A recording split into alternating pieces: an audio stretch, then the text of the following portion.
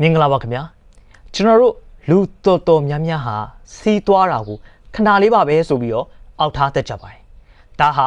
တာမန်ကိစ္စလေးလို့ထင်ရပေမဲ့ရေရှည်မှာကျွန်တော်ရဲ့ခန္ဓာကိုယ်ရဲ့စစ်ထုတ်စနစ်တစ်ခုလုံးကိုပျက်စီးသွားနိုင်တဲ့အထိပြင်းထန်ပါတယ်နော်အဲ့အတွက်ကြောင့်ကျွန်တော်တို့စီးကိုမအောက်ထားပါနဲ့စီးသွားခြင်းနဲ့ဆိုလို့ရှင်တော့အမြန်ဆုံးသွားပါ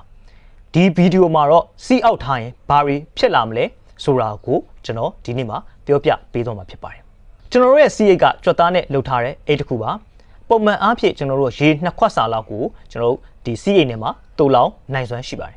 စီးဆိုတာခန္ဓာကိုယ်ရဲ့အညစ်အကြေးတွေပါအဲ့အညစ်အကြေးတွေကိုအပြင်မထုတ်ဘဲနဲ့ကြာကြာထားရင်သူကဘက်တီးရီးယားတွေပွားများလာပြီးတော့စီလန်ချောင်းပိုးဝင်တာစီးသွားလို့ရှိရင်ပူတာအောက်တာတွေဖြစ်လာမှာပါနောက်ထပ်ကျွန်တော်တို့ကြောက်ကက်ရောင်ရမ်းတာပျက်စီးတာ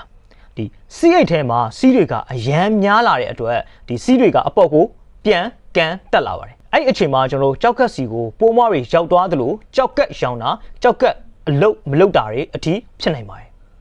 ဒီနောက်တစ်ခုကကျတော့ကျွန်တော် C8 ကြွက်သားအားနည်းလာတာပေါ့နော်ဒီ C ကိုခဏခဏအောက်ထားလို့ရှိရင် C8 ကြွက်သားတွေကဒီဆွဲဆက်ခံထားရသလိုသူကယွန်နေသွားတယ်နောက်ပိုင်းမှာကျွန်တော်စီးသွားခြင်းစိတ်တွေပျောက်သွားမယ်ဒါမှမဟုတ် C ကိုမထိန်နိုင်တော့ဘဲနဲ့ထွက်ကြတာတွေဖြစ်လာတတ်ပါတယ်ပြီးတော့နောက်တစ်ခုကျွန်တော်ကြောက်ကက်ကြောက်တယ်တာပေါ့နော် C ထဲမှာပါဝင်တဲ့ဒီတက်ထုတက်တွေကကြာအောက်ထားလေအနေထိုင်ပြီးတော့ကြောက်တယ်ဖို့အခွင့်အလမ်းပုံများလေဖြစ်ပါတယ်အဲ့ဒါကြောင့် C ကိုအောက်ထားမယ်ဆိုလို့ရှင်တော့ကြောက်ကက်မှာကြောက်တယ်နိုင်ခြင်းအများကြီးရှိပါတယ်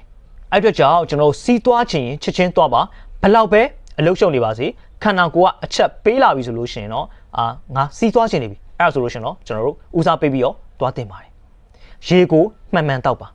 ဒီစီလန်ချောင်းတန့်စင်နေဖို့အတွက်ကျွန်တော်တနေ့ကိုဒီပေါ့နော်ရေကိုနည်းနည်းချင်းနဲ့မကြာခဏတောက်သုံးဖို့လိုအပ်ပါတယ်နောက်တစ်ခုကကျွန်တော်တို့တကိုယ်ရေးတန်ရှင်းမှုအတွက်လည်းလိုအပ်တယ်ပေါ့နော်ကျွန်တော်စီးသွားပြီးတိုင်းတေချာတန့်စင်ဖို့လိုအပ်တယ်ဒါဟာကျွန်တော်တို့ဘက်ထရီးယားပိုးမွားတွေမဝင်အောင်ကာဝယ်ရမှာအဓိကကျပါတယ်နောက်တစ်ခုကကျတော့ C8 ကြွက်သားလေ့ကျင့်ခန်းတွေပေါ့နော်နောက်တစ်ခုကကျတော့ကျွန်တော် C8 ကြွက်သားတွေတန်ပါဖို့အတွက်ဒီတင်မဆုံကြွက်သားလေ့ကျင့်ခန်းတွေကိုလည်းပြုလုပ်ပေးသင့်ပါတယ်ကျွန်တော်တို့ပေါ့နော်ဖြစ်တတ်တာကကျွန်တော်တို့စီးခဏသွားလို့ဆိုပြီးတော့ဒီရေတောက်နေပြီးတော့ရေကို short တောက်တာမျိုးလုံးဝမလုပ်ပါနဲ့ဒါဟာကြောက်ကက်ကိုဓာတ်ရိုက်ပျက်စီးစေပါတယ်နောက်တစ်ခုကကျွန်တော်တို့အိပ်ပျော်နေတဲ့အချိန်မှာစီးသွားခြင်း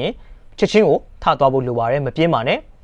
ဒီစီးကိုအောက်ထားမယ်ဆိုလို့ရှိရင် C8 ကိုဒဏ်အရန်ပြိနိုင်တယ်ပေါ့နော်ပြည့်ရဲ့အတွက်ကျွန်တော်တို့ဖြစ်နိုင်မယ်ဆိုလို့ရှိရင်တော့ညဘက်ကိုရေ short တောက်ပြီးမှအိပ်ပါအရန်ရှူပေါက်ရှင်ပြီဆိုလို့ရှိရင်လည်းအမြန်ဆုံးအရန်စီးသွားခြင်းတယ်ဆိုလို့ရှိရင်တော့ထသွားပါပေါ့နော်အောက်မထားပါနဲ့နောက်တစ်ခုကကျွန်တော်တို့ပေါ့နော်ဒီကဖိန်းဓာတ်တွေအလွန်ကျွံတောက်တာရှောင်ခြင်းမှာကျွန်တော်တို့ကော်ဖီနဲ့လက်ဖက်ရည်တွေကစီးကိုပိုထွက်စေပါတယ်စီးအောက်တဲ့လက္ခဏာတွေဖြစ်လာပြီဆိုလို့ရှိရင်ဆရာဝန်နဲ့ဘယ်ချိန်မှာပြသင့်တယ်လဲဆိုတာကိုပြောပြပေးသွားမှာဖြစ်ပါတယ်ကျွန်တော်ပြောချင်တာကစိတ်မိတုံနဲ့လုံးဝမကုပါနဲ့တိတိကျကျထိရောက်တဲ့ဆရာဝန်နဲ့ကုသဖို့လိုအပ်တယ်နော်စီးသွားလို့ရှိရင်အရန်ပူပြီးနာကျင်နေတယ်စီးထဲမှာသွေးပါနေမယ်ဒီ C8 နေရာဒီ C7 နေရာအမြဲအောက်နေမယ်ပြီးတော့စီးသွားခြင်းပေမဲ့သွားမရတာပေါ့နော်စီးချုပ်နေတာပေါ့နော်ပြီးတော့ဒီနောက်ကျောကြောက်ကက်နေရာကအောက်တယ်အဲ့ဒါဆိုလို့ရှိရင်တော့ကျွန်တော်တို့ဆရာဝန်နဲ့တိတ်ရချာတိုင်ပင်ပြီးတော့ဆေးကူတာဖို့လိုအပ်ပါပြီကျွန်တော်ရဲ့ကားတစ်စီးမှာ C အညစ်အကြေးတွေပိတ်နေရဆိုလို့ရှိရင်တော့ချက်ချင်းပြင်ကြရပါတယ်ဒါပေမဲ့ကျွန်တော်တို့ကိုယ်ခန္ဓာထဲမှာအညစ်အကြေးတွေဒီစွန့်ထုတ်မဲ့စနစ်တွေကြာဆင်းနေတယ်ဆိုလို့ရှင်တော့လှလူရှူတာလို့မရပါဘူးစီးရောက်ခြင်းဆိုတာကအသေးအဖွဲကိစ္စမဟုတ်ပါဘူးကျွန်တော်တို့ရဲ့ကြောက်ကက်ဆိုတာကအစားထိုးလို့မရတဲ့တန်ဖိုးရှိရဲ့ဒီအင်္ဂါအစိပ်ပိုင်းမှာအဲ့အတွက်ကြောင့်ကျွန်တော်တို့အလုပ်တွေဘလောက်များကျမ်းမာရေးအရေးကြီးတဲ့အတွက်စီးမအောက်ကြပါနဲ့လို့စေတနာစကားနဲ့လက်ဆောင်ပေးလိုက်ချင်ပါတယ်အားလုံးပဲနောက်ဗီဒီယိုမှာတွေ့ပါမယ်ကျေးဇူးတင်ပါတယ်